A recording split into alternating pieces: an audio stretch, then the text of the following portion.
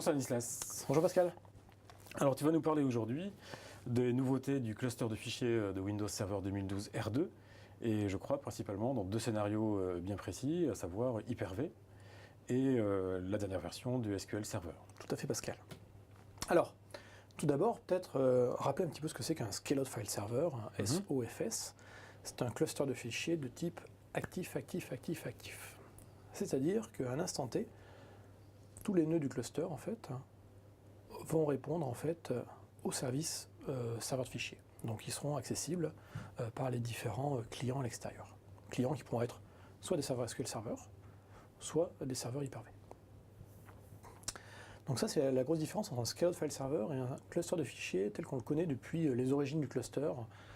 Pour revenir longtemps dans le passé, on va dire les clusters NT4, Wolfpack, et avant, parce qu'en fait ils sont hérités d'une technologie qui vient de chez Digital, des clusters du monde digital. Donc historiquement en fait le cluster chez Microsoft est un cluster de type share nothing, c'est-à-dire qu'un nœud de cluster, quand il accède à une ressource partagée sur une BSAN, il lock la LUN, donc l'unité logique, et il n'y a que lui qui peut la voir. Les autres membres du cluster voient en fait un disque en mode offline. Ça, c'était vrai, en fait, jusqu'à 2012. 2008 R2, même, je dirais. Jusqu'à 2008 R2. Et il est arrivé un moment, en fait, où on s'est aperçu que quand on commençait à stocker des machines virtuelles sur des baies partagées, pour faire des clusters Hyper-V, eh ben, on avait une problématique. C'est-à-dire que si on voulait faire une live migration, déplacer une machine virtuelle d'un hyperviseur vers un autre, donc d'un nœud vers un autre, en fait, comme le verrouillage était fait au niveau de la LUN, ça faisait basculer l'ensemble de la LUN et l'ensemble des machines virtuelles qui étaient dessus. Et oui. Eh oui. Et donc c'est là qu'est arrivée l'invention du CSV, le Cluster Chat Volume, qui permet de faire un verrouillage non plus au niveau de la LUN sur le SAN, mais au niveau des fichiers. Et effectivement, du coup, tout se passe bien parce qu'on peut avoir plusieurs nœuds Hyper-V qui vont accéder en simultané à une même LUN. Le verrouillage n'est plus sur la LUN, mais sur les fichiers. Chaque machine virtuelle a un nombre de fichiers associés qui sont verrouillés par le nœud donné, ce qui fait qu'en fait, en déplaçant une machine, on ne provoque pas la bascule des autres machines. C'est l'origine en fait du CSV et du Scaled File Server. Donc c'est comme ça que ça a été conçu à l'origine et c'est comme ça que c'est utilisé désormais dans 2012 R2. En 2012 R2, on a rajouté le rôle serveur de fichiers qui était donc un des nœuds capable d'accéder en simultané à un endroit. Donc en 2012 et 2012 R2, le Scaled File Server, c'est pareil, c'est un nœud qui est serveur de fichier, un nœud qui est serveur de fichier, un nœud qui est serveur de fichier, et chacun accède en simultané à une même LUN. Le verrouillage n'est plus au niveau de la LUN, donc du volume, mais est fait au niveau fichier, tout simplement. D'accord. Donc ce qu'on a fait dans 2012 R2 versus les générations antérieures, c'est qu'on a, la première chose, c'est la redistribution automatique des clients SMB sur le Scaled File Server. Donc quand on fait un Scaled File Server, on a un nom unique qui est exposé. Dans l'exemple ici en jaune, on voit un // smb/share. Donc ça, en fait, tous les serveurs du cluster, les 4 ici, servent le même nom. Et l'idée, en fait, c'est d'optimiser, en gros, cette répartition des connexions clientes. Donc si j'ai 4 nœuds et que j'ai 100 clients SMB au-dessus, l'idée, c'est d'avoir une répartition bien propre qui soit de genre 25, 25, 25, 25. Et du coup, avoir vraiment un bel équilibrage au niveau du cluster. Si on perd un nœud, là encore, c'est pas grave. Perte du nœud, rééquilibrage dans le temps des connexions, on obtiendra du 33, 33, 33. Comme ça, on est sûr que toutes les machines sont au même niveau de performance. Et comme ça, on a quelque chose de relativement homogène. Super. On supporte également la data duplication de données sur ce volume CSV, donc sur ce volume qui est partagé. Très intéressant parce qu'effectivement, dans des environnements de type VDI, la data duplication peut faire gagner des dizaines de pourcents d'espace disque. Et du coup, en ayant un espace disque qui potentiellement nécessite moins d'espace complet, on va pouvoir mettre par exemple du tiering ou du SSD. Et du coup, amener les données réellement utiles sur la partie SSD. Dernier point, quand on est dans un cluster de type avec du CSV, on a également des dialogues qui se font entre les différents nœuds du cluster pour vérifier leur état de santé et puis des fois rediriger les écritures. Même si tous ont accès au même LUN, il y a quand même un nœud particulier qu'on appelle le propriétaire qui lui a le droit de faire un peu plus d'opérations que les autres, notamment pour des modifications comme les metadata par exemple de fichiers. Et donc du coup on va avoir un trafic intra-nœud qui va se faire pour pouvoir faire ces fameuses opérations, qui ne sont pas très nombreuses mais qui existent de temps en temps. Là encore, pour l'optimiser, dans Windows Server 2012 R2, on a implémenté ce qu'on appelle les instances multiples SMB. Alors, est-ce que tu peux nous préciser un petit peu les choses au niveau de cette fameuse redistribution automatique des clients sur un tel cluster? Alors l'objectif, en fait je l'ai dit tout à l'heure, c'est clairement d'améliorer la montée en charge, d'avoir une montée en charge qui soit homogène et d'avoir un impact sur chacun des nœuds qui soit exactement le même en fonction du nombre de clients. Donc les clients SMB vont être répartis de manière complètement équitable. Les connexions en fait, sont suivies par partage de fichiers. Donc c'est-à-dire que pour un partage de données, tu vas voir la répartition de ces clients. Donc après, si tu as plusieurs partages derrière avec plusieurs CSV, et bien là encore, chaque nœud en fait, va se répartir, les propriétaires vont être répartis. Si tu as mettons, 10 partages et que tu as 3 nœuds, 10 partages avec 10 CSV derrière, et bien en fait on aura une répartition 3, 3 et 4, en gros. D'accord. L'idée étant de ne pas mettre sur un nœud particulier, d'être le propriétaire de tous les CSV en dessous, parce que si ce nœud avait un problème, il y aura après derrière un petit impact sur l'arbitrage, etc. Donc clairement l'idée c'est de réduire en gros le trafic de redirection, parce que quand on va arriver sur un scale file server, la première chose qui va se passer c'est que le client va être redirigé vers le meilleur serveur pour pouvoir garder cet équilibre en termes de nombre de connexions. Donc le tout c'est d'optimiser en gros ce trafic de redirection. Et donc, après la connexion initiale au partage, en gros, on est redirigé. Donc cette répartition, elle est influencée par le nœud propriétaire du CSV. Et là encore, comme je l'ai dit, hein, les répartitions sont de manière complètement automatique en cas de changement du propriétaire du CSV. Ce qu'on veut, c'est bien équilibrer les clients SMB par rapport au nombre de clusters, et également les propriétaires de CSV par rapport au nombre de nœuds du cluster. En ayant toujours cet équilibrage, en fait, on assure qu'en fait, chaque serveur est bien utilisé au mieux de ses capacités, et qu'il n'y en ait pas un qui bosse plus que les autres, et qui mette une sorte de déséquilibre dans les performances au niveau du cluster.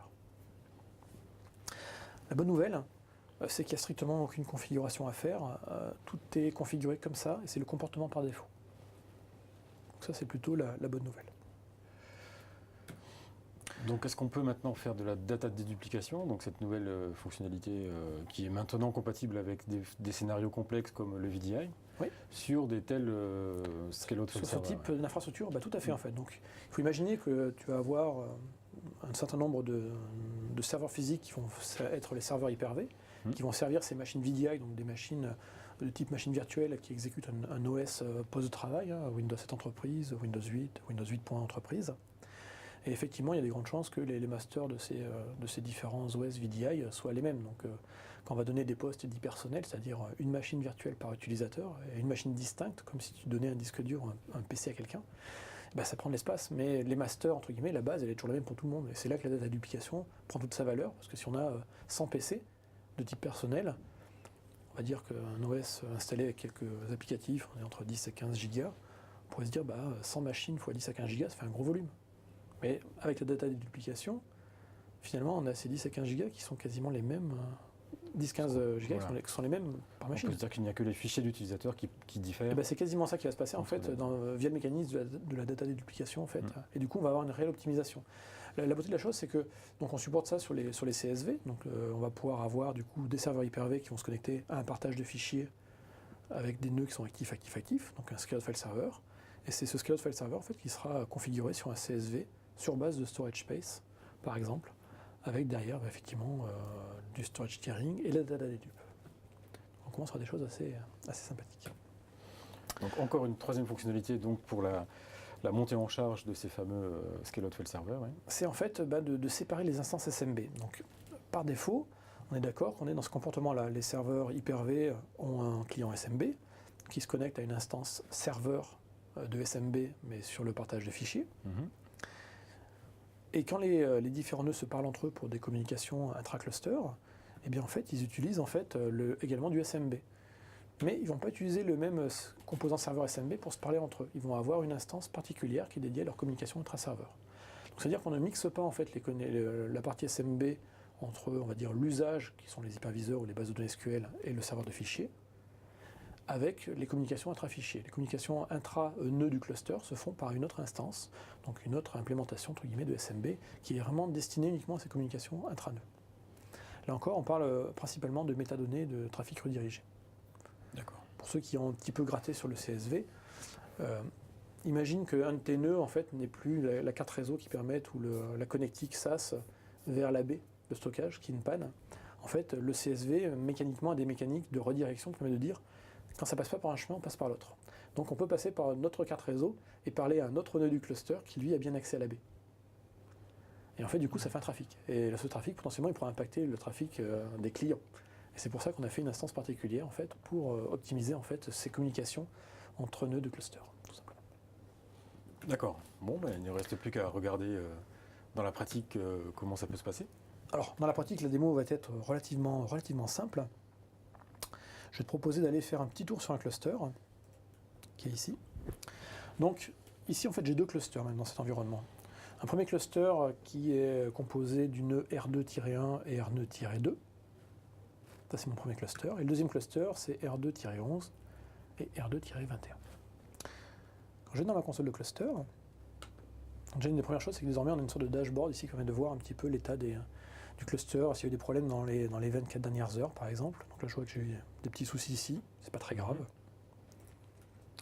On voit ici que si on regarde les rôles de ce cluster qui est actuellement deux nœuds, donc les nœuds R2-1 et R2-2, donc ils ont un stockage partagé, ici, avec notamment un fameux CSV qui a été créé là. On peut regarder les propriétés du CSV si on veut. Voilà, actuellement il est relativement sain. Et quand on regarde ici les rôles que j'ai mis sur ce serveur, j'ai créé un rôle de type Scale-out File Server. C'est-à-dire que j'ai un nom qui existe dans mon Active Directory qui s'appelle SOFS R2-1, qui est accessible en fait par tous mes clients. Ce nœud, en fait, ce rôle en fait, correspond d'ailleurs aux deux serveurs nœud R2-1, nœud R2-2. Alors, du coup, comment on fait pour créer en fait un Scale-out File Server? Il vous faut au moins deux serveurs dans un cluster avec du stockage à partager. On va venir ici sur Configure Role. Ici, on retrouve l'ensemble des différents, on va dire, rôles, fonctions clusterisables, donc des choses qui sont très connues historiquement, comme par exemple le serveur DHCP, les machines virtuelles qu'on peut mettre sous la forme d'un cluster, le serveur Wins, etc. etc. J'aurais peut-être pas dû cliquer là, et du coup, il est en train de partir en mode réflexion. Donc là, en fait, j'ai cliqué sur machine virtuelle et il est en train de vérifier que j'ai bien des hyperviseurs en dessous. Donc, du coup, il résout Mathieu.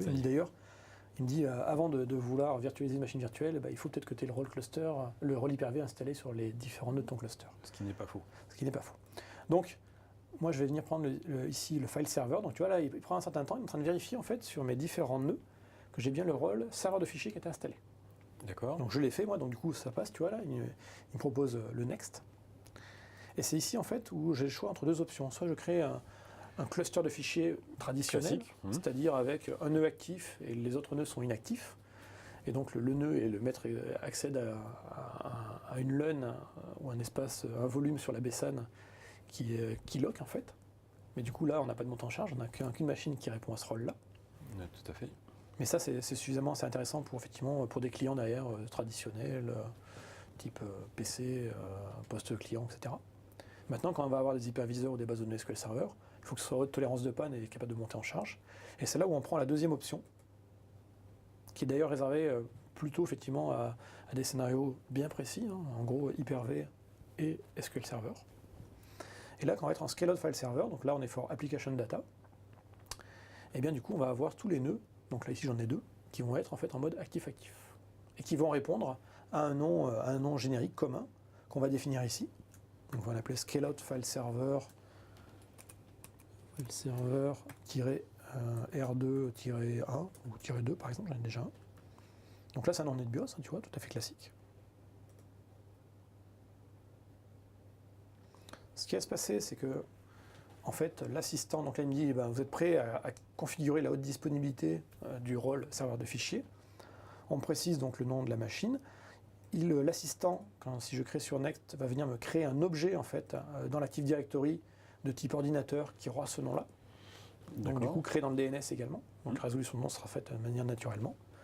Et le tout se sera mis sur ce réseau-là, qui est mon réseau en fait, où il y a mon cluster. Et donc là du coup il est en train de faire l'opération. Donc il est en train de me configurer le réseau.